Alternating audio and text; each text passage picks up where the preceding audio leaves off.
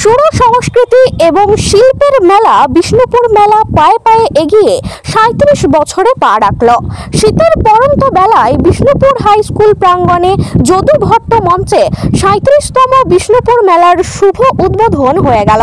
Bishnupur stadium থেকে এক বর্ণাঢ্য শোভাযাত্রা শহর পরিক্রমা করে মূল মঞ্চে এসে শেষ হয়।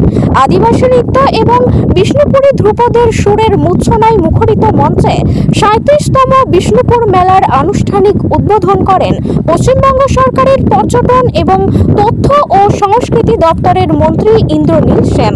স্বাগত ভাষণে বাঁকুড়ার জেলা শাসক সিয়াদ এন ৩৭তম বিষ্ণুপুর মেলার আরও সাফল্য কামনা করে এই মেলাকে আরও জনপ্রিয় এবং আর্থসামাজিক বিকাশের অবলম্বন করে তোলার কথা বলেন। উদ্বোধনী ভাষণে মন্ত্রী ইন্দ্রনীল সেন বিষ্ণুপুর ঘরানার প্রতি শ্রদ্ধা জ্ঞাপন করে প্রাণের মেলা, সুরের মেলা, শিল্প ও সংস্কৃতির মেলাকে আরও জনপ্রিয় করার কথা বলেন। মন্ত্রী মলয় ঘটক, মন্ত্রী জ্যোৎস্না মান্ডি, সাংসদ অরূপ চক্রবর্তী, বাঁকুড়া জেলা পরিষদের সভাধিপতি অনুসুয়া রায় উদ্বোধন মঞ্চে বক্তব্য রাখেন। বাঁকুড়া জেলা পুলিশ সুপার, পুলিশ প্রশাসন ও জেলা প্রশাসনের আধিকারিক মণ্ডলী, ত্রিস্তর পঞ্চায়েত, পৌরসভার পদাধিকারীরা মঞ্চে উপস্থিত ছিলেন। বাঁকুড়ার কৃতি সন্তান কালজয়ী চিত্রশিল্পী যামিনী রায়ের চিত্র সম্ভারে এবারের বিষ্ণুপুর মেলা রঞ্জিত হয়েছে। যামিনী রায়ের ১৩৭তম জন্মবর্ষে তাকে স্মরণে রেখে এবারের বিষ্ণুপুর মেলা। এই বিষ্ণুপুর মেলার সাথে যুক্ত হয়েছে জেলা সৃষ্টিশ্রী মেলা এবং জেলা সবলা মেলা।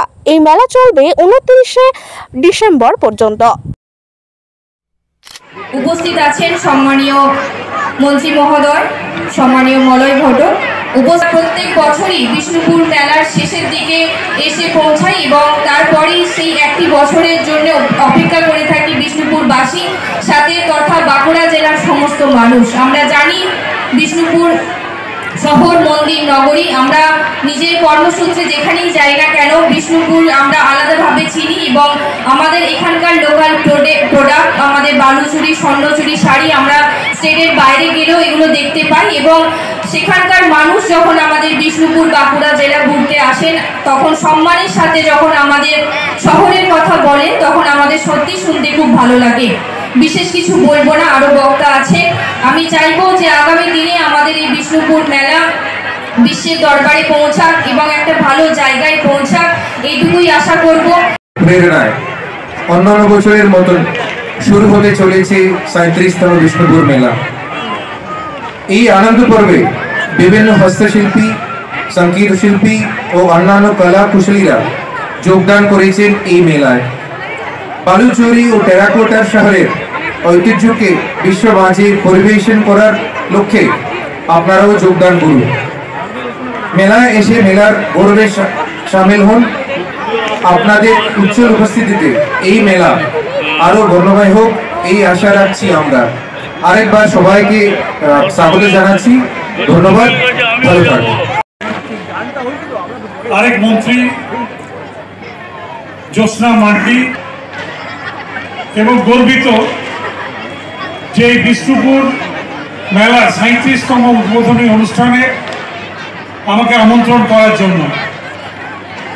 যদি না আসতাম তাহলে বিষ্ণুপুর মেলা যে কত সুন্দরভাবে উদ্বোধনী অনুষ্ঠান হয় সেটা হয়তো আবার দেখা হতো না।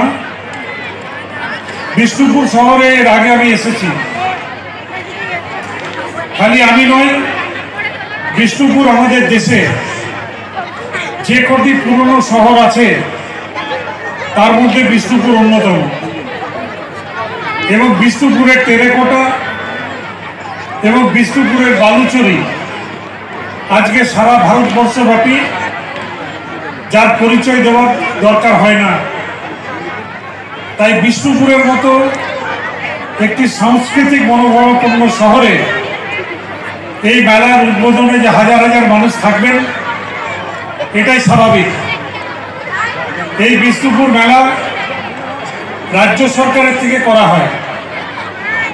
আপনারা জানেন যে ২০১১ সালে রাজ্যের মানুষের আশীর্বাদে পরিবর্তন হওয়ার পরে মাননীয় মুখ্যমন্ত্রী মমতা বন্দ্যোপাধ্যায় রাজ্যের দায়িত্ব নেওয়ার পরে বিভিন্ন মেলা রাজ্যে আমরা করে থাকি এবং তারই অনুপ্রেরণায় আজকে রাজ্যের বিভিন্ন দপ্তর মেলা করে থাকে।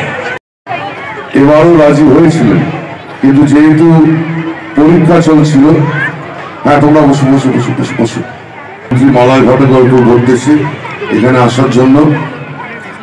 আমাকে এখানে শুধুমাত্র উদ্বোধনে আসার জন্য বলা হয়েছে।